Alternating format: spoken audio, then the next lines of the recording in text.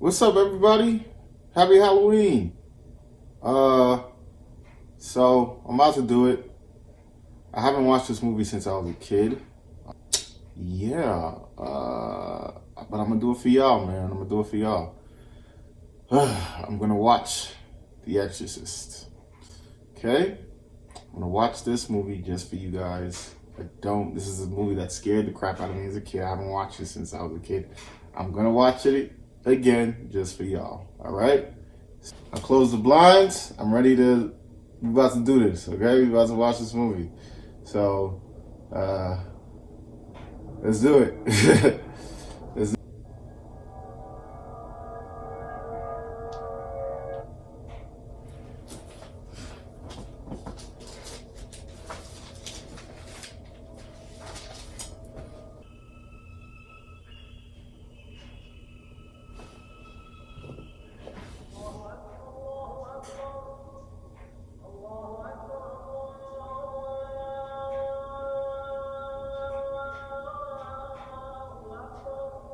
Not even a good picture. You look so mature. Talk. You didn't talk. Well, I didn't have my makeup.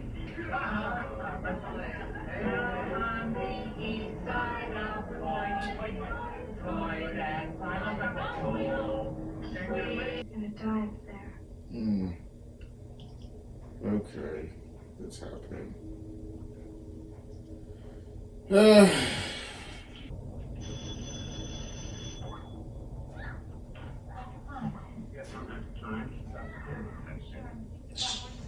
Why would I put this on?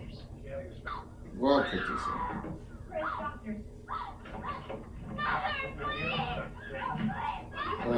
Okay. Alright.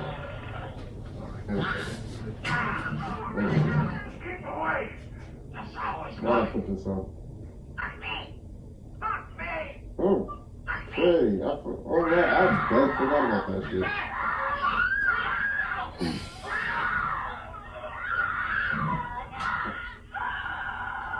Hello, Reagan.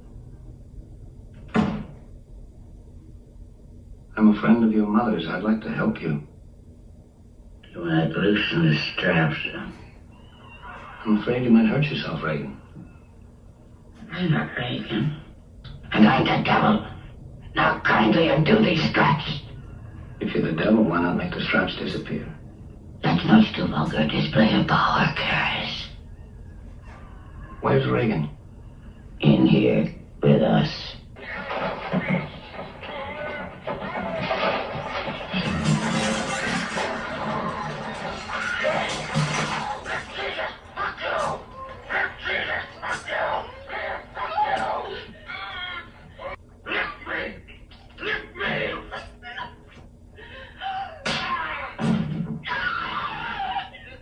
You know what she did? You're planting your help.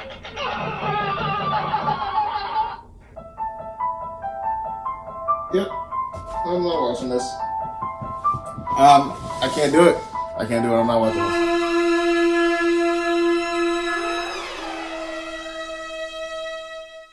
Welcome back to the JP Show podcast. As you saw in the beginning, I made the attempt to watch The Exorcist. I bitched out. I'm a grown man now, and a grown man also knows his limits. And I'm also a grown man who likes his sleep, and I'd like to get some sleep. So I decided to switch the movie off. Yeah, I attempted, guys. I really did. I thought I was gonna really get through the movie. Couldn't. So, I'm cool. Yeah. So I have my notes and everything. Let's get into it. First off, I'm gonna start saying Happy Halloween. Happy Halloween to everyone. I hope y'all been having a blast this past weekend, this Halloween weekend. I didn't really do anything. I don't really go out. I'm gonna be real. I don't really celebrate Halloween like that. But yeah. I wanted to do something for you guys. I thought I could do it. You know what I'm saying? I'm older now. I can't. I'm sorry. I just can't. It's just I didn't get any sleep for like. I'll get into that. I'll get into that later. I'll get into the personal stuff later. But first, let me just take this off. All right, that's better. Let me leave it on. Take a sip of my blood. Happy Halloween.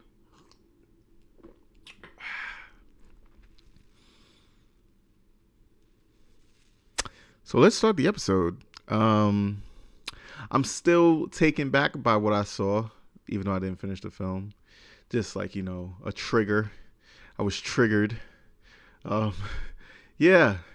Nah, man. Sorry. This is one of the scariest films ever made, if not the scariest horror movie ever made. But yeah, this episode, I'm going to really just quickly talk about the film. I didn't watch the whole thing, but I remember it. So we're going to quickly talk about the film. I'm going to get into some scary fun facts about the film. Just, following the theme of this episode. And I'll tell you why I bitched out as a grown man watching this movie. So, yeah, let's get started. So, The Exorcist, 1973, directed by William Friedkin. And, directed by William Friedkin. What's the cast? Reagan, the little girl who's possessed, who's like the main character. Linda Blair, shout out to you. One of the best performances from a 15-year-old in movie history. The mom, Chris, was played by Ellen Bernstein. The priest, the young priest, Damien Carras, Jason Miller, played by Jason Miller. And the older priest, Father Lancaster Marin, played by the legendary Max von Sydow. Yeah. Sorry, y'all. I'm still kind of shook up. Yeah. Oh my gosh. So, yeah. Let's get into it. Movie starts off. We have Father, what's his name? Father Marin. He's in the desert. He's excavating. And, he's seeing, there's a lot of symbolism in this movie and what the movie was saying during the time that it came out. Even though this is a horror film, there's a bit of a, not political, but more of like a social, religious, faith stance or message being pushed in this horror film. Go figure. But he's in the desert and he's like finding these, like, he finds an old relic and he's finding all these old symbols of like religion, just in the dirt, and they're just as if they're like relics of the past. And then we get to meet Chris McNeil, who is the mom. She's a famous actress. She is a single mom with her daughter, Reagan McNeil, and the father is not present. And we could say, yeah, they're like well-to-do, they what her and her daughter represent, like, the modern times. So it's just, she's surrounded by religion. You see the nuns, you see all types of things, church, but it's like, it's an afterthought. It's not really a thing. They don't really practice religion. And we get introduced into their lives. It's just like this awesome mom and daughter thing happening. And the daughter plays with a Ouija board. And then weird things start to happen. She starts to act erratically. She's not sweet. She's cussing. She's doing all types. She's, she's just becoming more and more not herself, the girl. And I'm doing a quick review. So cut to mom is like, all right, I got to see what's going on with my daughter. She takes her to see some doctors, psychiatrists. We're going to use modern medicine. We got to see what's wrong with her. We got to see what's happening. And as she's continuously acting, strange, peeing on carpets during dinner parties, cursing out your mom, beating up the babysitter. This is not my daughter. So one of the psychiatrists was like, hey, maybe this isn't a mental health issue. Do you know what demonic possession is? Do you know what an exorcism is? That's what, the suggestion is. So she's like, at first I think she pushes back. I really just like couldn't really get through the film, but she's like, I don't, we're not religious and all this other stuff, and she pushes back, and then Reagan is just like, she's going nuts, and she I think she takes the crucifix at one point and she masturbates with it, and it's blood in between her leg. I don't really want to get into it too much. You see what I'm saying? Like, it's on HBO Max. You go watch it. But yeah, man. She becomes more and more evil. Her voice starts to change. All this stuff, scars are like, self-mutilation on the face, and we starting to see like, all types of craziness is starting to begin. She calls Damien Karash. She calls that, the priest, the young priest, and the beeline with him is that his mom is dying, and his mom is dying, and he's being there for his mother, and he at one point, I think he was studying to be a psychiatrist or a psychologist or some sort, but he decided to lean on his faith because of his mother, and he chose the path of faith and being a priest, and he's a priest who like kind of lacks faith.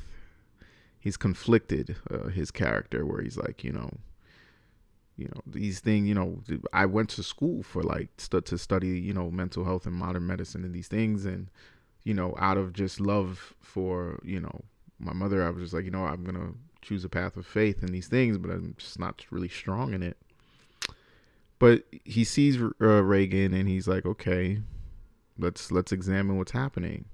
He tests Reagan, where like I think one of the main scenes is he uses he does the holy water, and she's like, it burns. And then he leaves the room. He was like, I don't know, man. This may not be demonic possession because, and this is what he's telling the mother. He's like, it may not be demonic possession because I use tap water, not holy water. And the mom is just like, she's just like, obviously she's like messed up. She wants to, help her daughter. And so I'm just going to, from what I remember, because again, I didn't finish the movie. I think, his mother dies. And he keeps doing more sessions with Reagan. And then at one point, he's like, you know what? Let's try to perform an exorcism. He calls upon the older priest, Father Merrin, to do the exorcism. And they're doing it, they're performing it, but it's like he hears the voice of his mom, all this other stuff. He's going nuts, and the older priest is like trying to tell him, like, look, I'm experiencing this, and just, you cannot allow, you can't, you have to just have strong faith. You cannot break. You have to understand that you're here to save the little girl. Then what you're hearing, what you're seeing is the devil. And like the scene is like a true test of faith for the priest, the young priest. And at one point, you know, the exorcism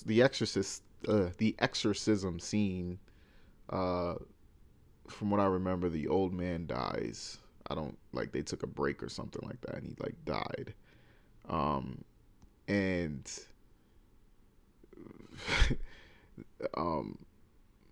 the young priest, Damien Carras, he kind of like breaks because of what he's hearing and seeing.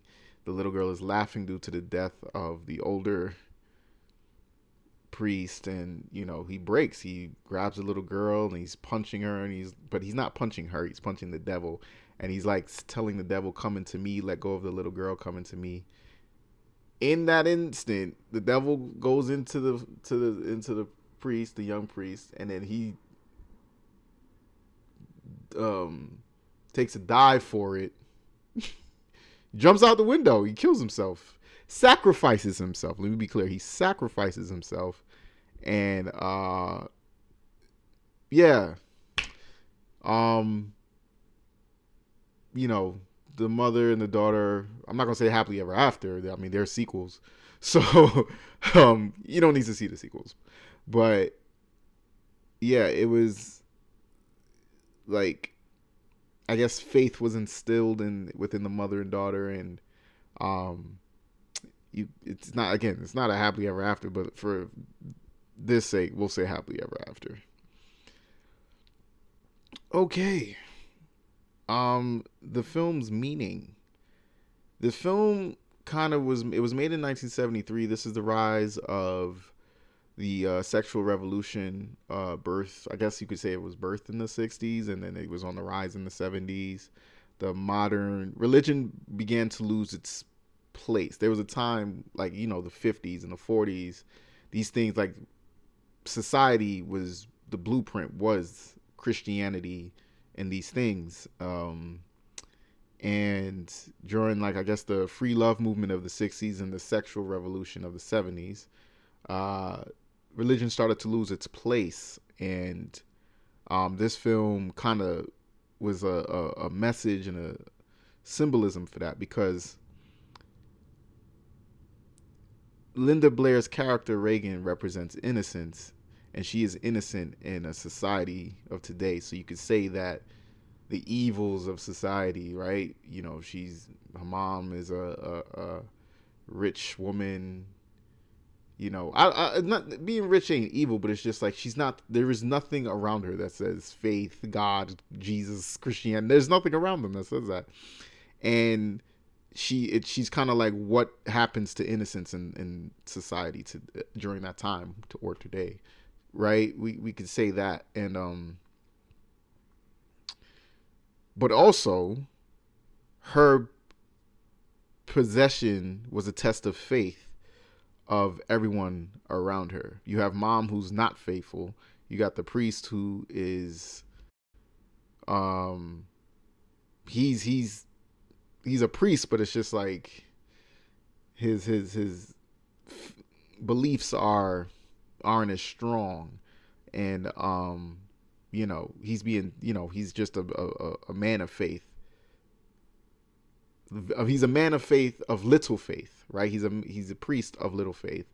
And then you have the jaded older priest who's like, you know, I've given up on you know what I mean? I've done what I've done, but I'm jaded at this point because of the way society is going and these things. But he's like the old man reminder of, like, you know, hold on, you know, because he remained faithful even in the moment, you know, just making sure that he wanted to save this little girl.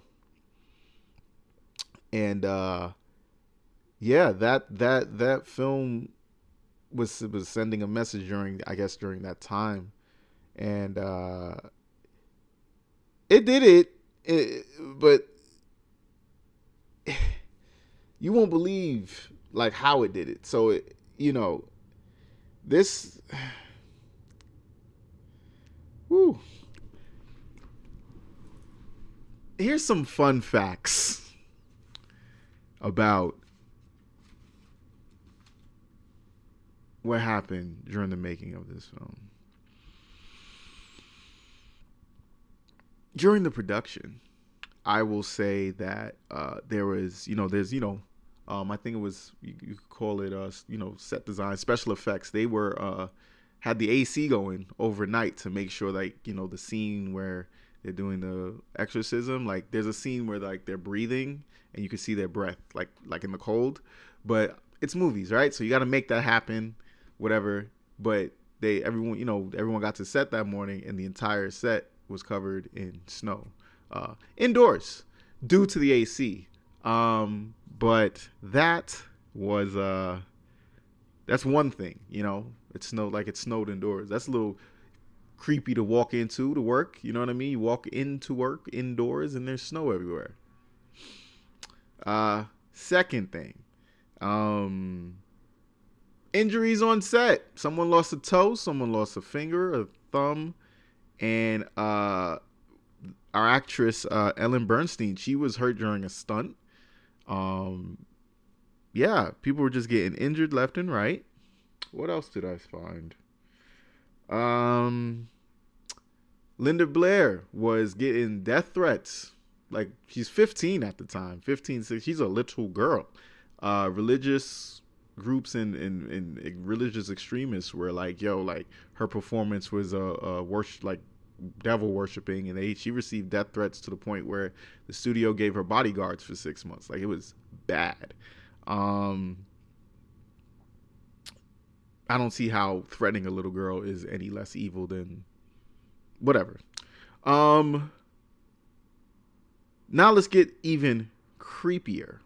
During the premiere of the films, different premieres, screenings, and such, when, as movies do, they get premiered, they have screenings, and, as right before it comes out for a full public release. And this also happening during the public release of the film.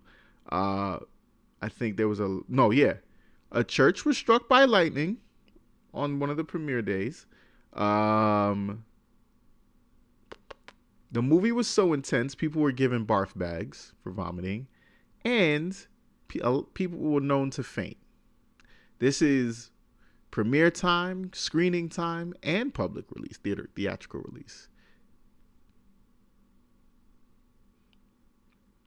Yeah, one woman apparently sued the director in the studio because she passed out during one of the subliminal scenes, where you could see the devil's face. Fun. And she broke her jaw. Fell and fainted, broke her jaw, all types of stuff. Let's get even creepier. Let's get even creepier. During the production, the house that the movie was shot in burnt down, except the room where the exorcism scene took place. Fun facts, y'all. Fun facts. I don't see, like, this is literally the scariest movie ever made. Like, what are we talking about here? Don't judge me because I can't watch it now. I'm scared. It's scary. I hope I sleep tonight. Like, for real, yo. Let's see what else. Just like the movie, now flies are all in my apartment. You see what I'm saying? You see? Oh my goodness. Whatever. And what else? Let's get even creepier. The film is linked to 9 deaths. 9 people died during the production of the film. I think 2 of the cast members died. 3 crew members died. And family members of cast and crew died during the production of the movie. 9 people? That's crazy, fam. It only takes a few months to make a movie. And I don't know how long this movie took. This movie didn't. I'll say in 1 year they made the movie. 9 people died. Think about how crazy the odds are that 9 people that are directly related to the film have died.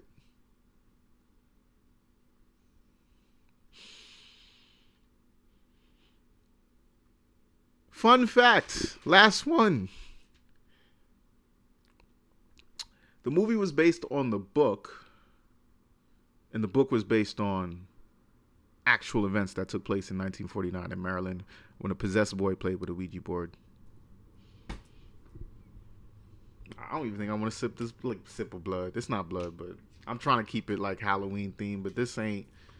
I'm getting scared reading these facts, man. But yes, this movie is one of the scariest movies of all time, if not the scariest movie of all time. Literally one of the scariest movies ever made. Just the things that went on behind the scenes. But nonetheless, shout out to the makeup, special effects, all those guys. Like just because that again, the voiceover thing that was going on. Shout out to that actress. I forgot the voice actress. I didn't write down her name. My apologies. But I'm gonna put her. I'm definitely gonna put her credits in the description, because like honestly, like other than the cast, we gotta shout out like the crew, because it was amazing, especially for 1973, 1972. This is the early 70s, and it's still scary, bruh. You know, got her head doing a 360 twice. No CGI. So shout out to them, and because that's part of the reason why it is scary. It's practical and impractical. It's just strange. I'm sorry. I'm scarred. I'm traumatized. I hope I can sleep tonight.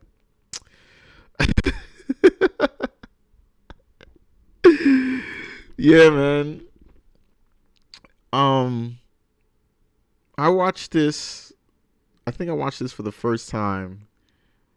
I was 13, and it was like, I don't know if it was Halloween or fall, but this is when they still had the video stores. Yes, I'm that old. We had rented the DVD from a video store around the corner from my dad's house, and my dad was like, "Okay, you all right? You want to watch Exorcist? Okay." He told me not. He advised me to be like, "Nah," but I'm like, "No, I want to watch it, right?" Because this is when I was like really like starting to like really appreciate and understand filmmaking. Like I watched The Omen with my mom. The Omen wasn't scary to me. It was creepy, but it wasn't like scary. And my mom said The Omen and The Exorcist are the two scariest films of like her era, before like the slasher era, I guess. Excuse me, but I was like, okay, I've seen the Omen movies. Not that scary. Very interesting though, very entertaining, very creepy. And I was like, no, I'm gonna watch The Exorcist. And my dad was like, all right, tell me why this dude falls asleep. Like, whatever. Yeah, all right, cool. Because it's a little slow and boring in the beginning. I can understand why my pops fell asleep during that time. But I was up because I was like, all right, I'm going to stay committed. I watched it in the dark. It was daytime, but I watched it in the dark. We had closed the windows, and I was like, all right, I want to get the adrenaline rush, the thrill of being scared. You know, you a kid. You think you tough. You're going to watch a scary movie. And I was like, all right, it's a little slow. Whatever, I'm not scared. And once the shit started to go, and I watched it. And her voice was changing. She was looking scary. They showed the devil's face in the subliminal dream sequence. She did a 360. She threw up the pea soup on the priest. Yeah, it scared the living shit out of me. 13-year-old JP, just done. And I finished it, and I definitely remember putting on like cartoons after. I definitely remember doing that. You know what? I'm about to get it popping with Disney Plus once this podcast is wrapped up, because I tried to watch it, immediately put this on to record, and I'm definitely making sure that I'm watching something very light before I go to bed or just continue the day, because it's just wild scary. I still got that creepy feeling in my stomach from putting it on, and it's just that movie scared the shit out of me. I didn't sleep for 3 weeks at the time, by the way. So 13-year-old me just really got no fucking sleep for 3 weeks. It scared the living shit out of me. But it's on HBO Max if you want to go and watch it.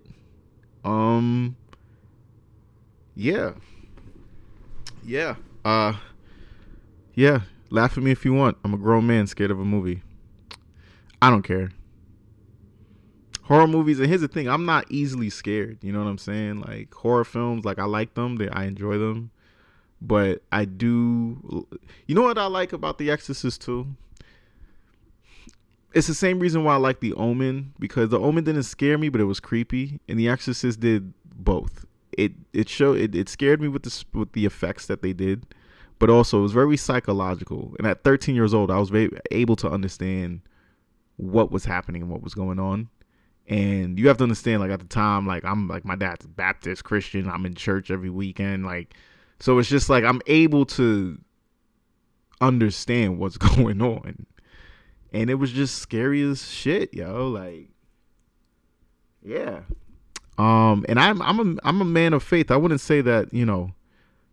No, I'd say I'm a Christian still, but like I'm very, very more spiritual than I am Christian, and I am a man of faith. And, you know, but, you know, obviously during this, you know, during this time, Christianity and these things,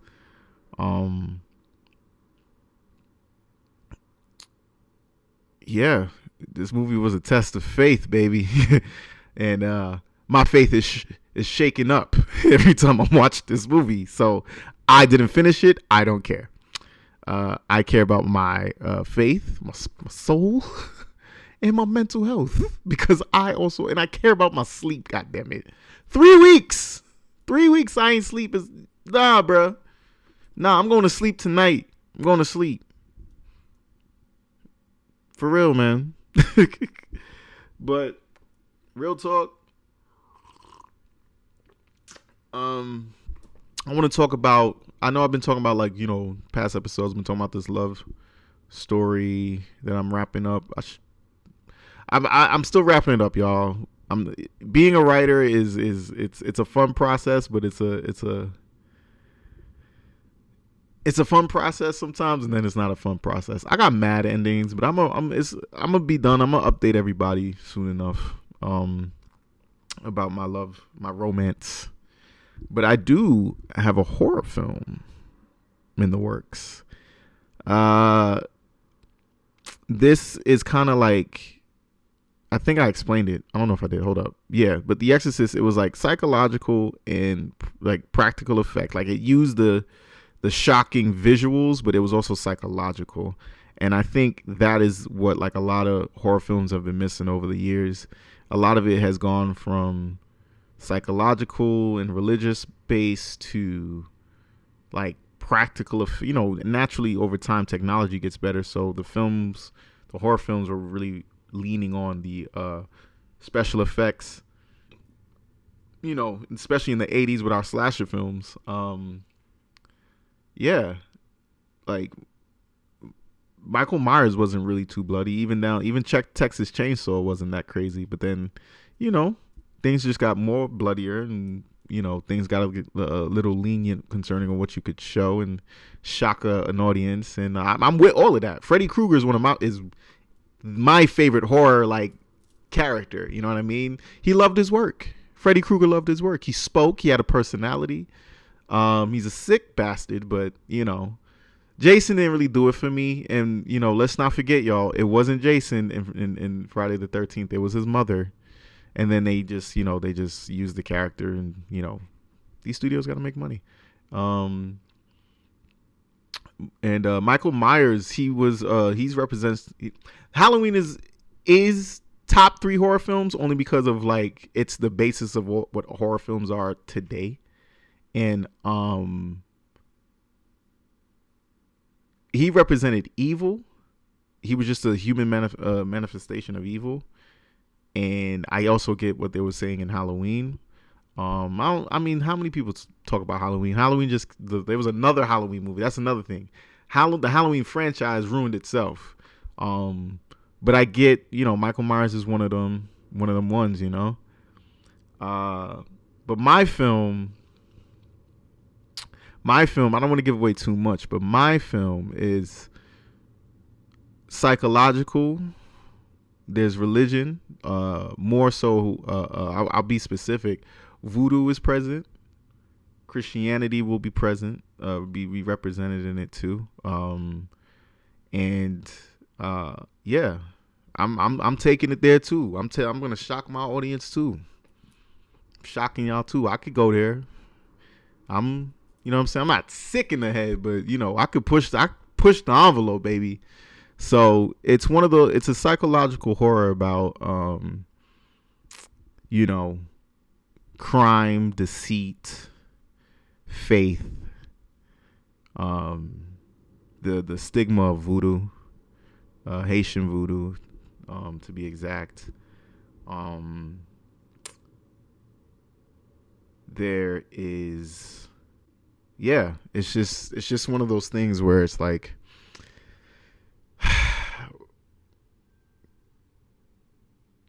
I'm definitely showing what it's like to not let go of something.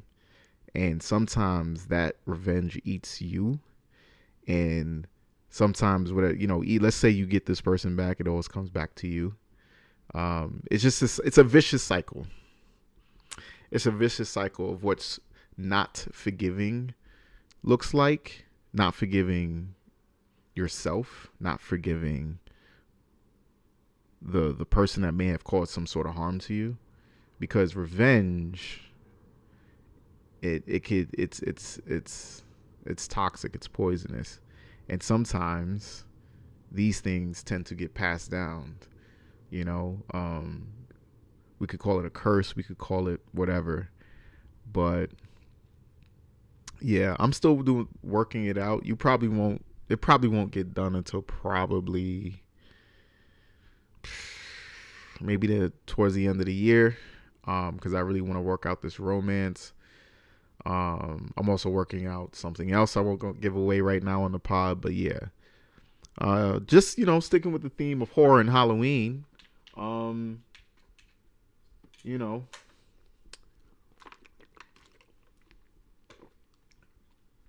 wanted to talk about horror, and I wanted to talk about these, one of my favorite horrors, because it actually is scary, and it still scares the shit out of me.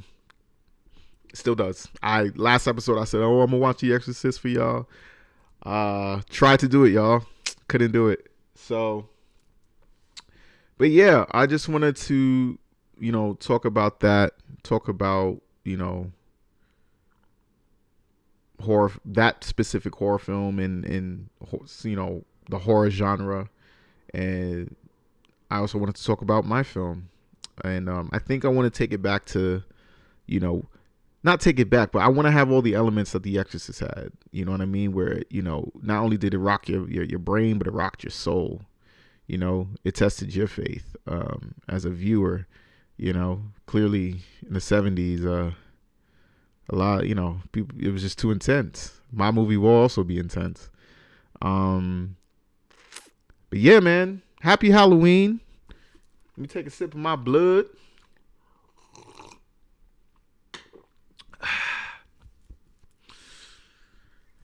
Happy Halloween, y'all. And I will catch you in the next one. Peace out, everybody.